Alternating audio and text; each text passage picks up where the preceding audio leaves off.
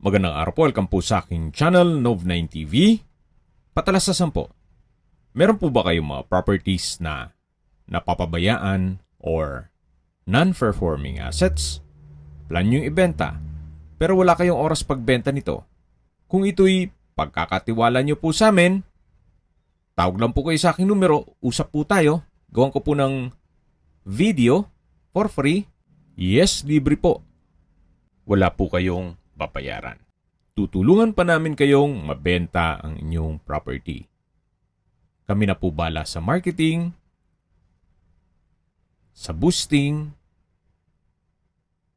pati po sa paid advertisements, even sa tripping. Hindi na po kayo mapapagod sa pag-entertain ng mga buyers. Kami na po bala sa lahat. Tawag lang po kayo. Nandito po tayo ngayon sa Alfonso, Cavite kung saan meron po tayong bagong video presentation. Isang residential farm property. May lot area po ito na 7,889 square meters. Mula po sa Barangay Road, ito po ay inner lot. Kaya meron po itong right of way na 121 meters long at 4.5 meters wide. Yung first part ng video, yun po ang Barangay Road. At ito pong binabaybay natin, ito mismo ang right of way. So, ito pong property ay inner lot. Kung hanap nyo po ay sobrang tahimik na lugar, na walang ganong kapitbahay, ito na po yung hinahanap nyo. Ang property po ay sa unahan mismo ng sasakyan. Yung natatanaw natin na may mga puno ng nyog. Although ito'y looban na, at the same time, itong Barangay Road, medyo papasok na po. May access na rin po dito ng tubig, kuryente at internet provider dito sa area. So, magpapakonect na lang po kayo. So, yan po, natatanaw na natin ang mismong property. At kung sakali man na ma-acquire nyo ito, meron po kayong magiging kapitbahay na artista.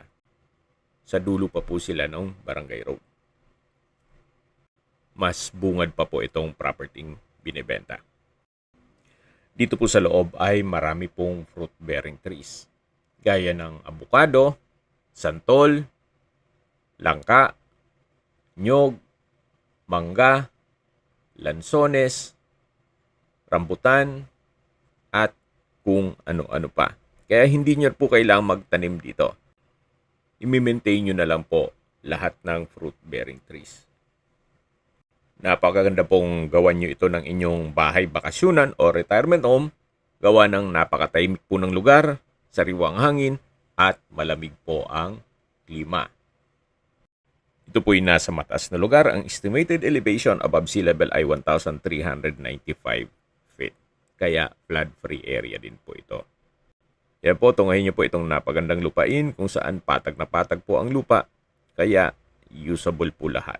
Wala pong masasayang. So, ang property line po ay hanggang dun sa dulo.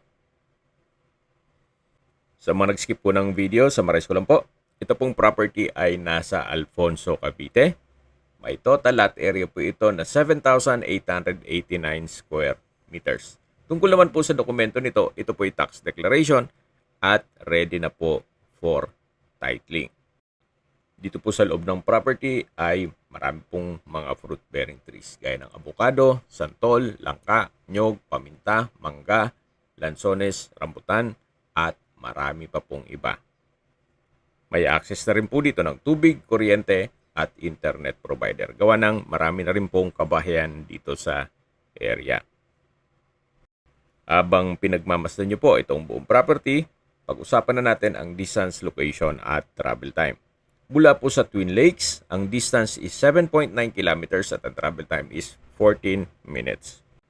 Mula po sa bayan ng Alfonso, ang distance is 6.8 kilometers at ang travel time is 15 minutes. Kompleto na po doon, gaya ng public market, groceries, convenience store, remittance center, drugstore, banks, schools, church, at hospital. Yan po yung lagi kong binabanggit sa aking video na dapat nyo i-consider sa paghanap ng property, yung meron pong malapit na hospital. Hindi ko naman po sinasabing sakitin kayo, Yan naman po for emergency purpose lang naman. At mula naman po sa east-west lateral road, ang distance is 14 kilometers at ang travel time is 26 minutes. Mula naman po sa Tagaytay, ang distance is 20 kilometers at ang travel time is 39 minutes. Mula naman po sa Manila o sa airport, ang distance is 67 kilometers at ang travel time is 2 hours and 10 minutes. Bali po dalawa ang daan papunta sa airport. Pwede pong dumaan sa Indang, 13, Tanza, Gentry, Rosario, Cavitex, all the way to airport. Then ang isang daan naman po ay pwede ring magtagaytay, Calax, SLEX, Skyway, all the way to airport. So dalawa po ang magiging entry at exit points papuntang Manila. Sa presyo na po tayo. Isa na po ito sa pinakamurang farm lot dito sa Alfonso. Kasi kita nyo naman, yung ibang binablog natin, yung iba pinapabenta yung mga property nila na 5,000 per square meter. May mas mababa, may 4,000. Pero ito pong property ay binebenta sa halagang 2,800 pesos per square meter net. Ibig kong sabihin, si buyer na po ang sasagot sa lahat ng taxes at expenses with regard to documentation. Kung may mga katanungan po kayo o gusto magpaset ng tripping dito sa property na to, tawag lang po kayo sa aking numero. At sa mga kababayan naman natin nasa ibang bansa, meron po akong WhatsApp, Viber, Telegram at Signal. Same number lang po, 0917-316-3399. Sa mga nagtatanong naman po ng aming Facebook, meron po aming Facebook page na Nov9TV at Facebook Real Video. Meron din pong TikTok at Instagram. May ibang YouTube channel po kami, the Nov9TV channel, Nov9TV Listings, Nov9TV On The Spot, Nov9TV Updates, at Nov9TV House Rental.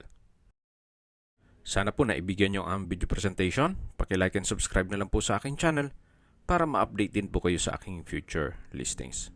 Kung sakali po hanap nyo yung mas malaking sukat ng lupa, meron din po kami ibang listings na pwede nyong pagpilian.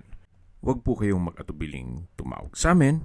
Then, let us know your budget para malaman namin kung anong property pwede naming ilog sa inyo. Sa lahat pong viewers, subscriber at nagtiwala po sa amin, salamat po sa suporta. Ingat po kayo lagi at yung pamilya. Maraming salamat po.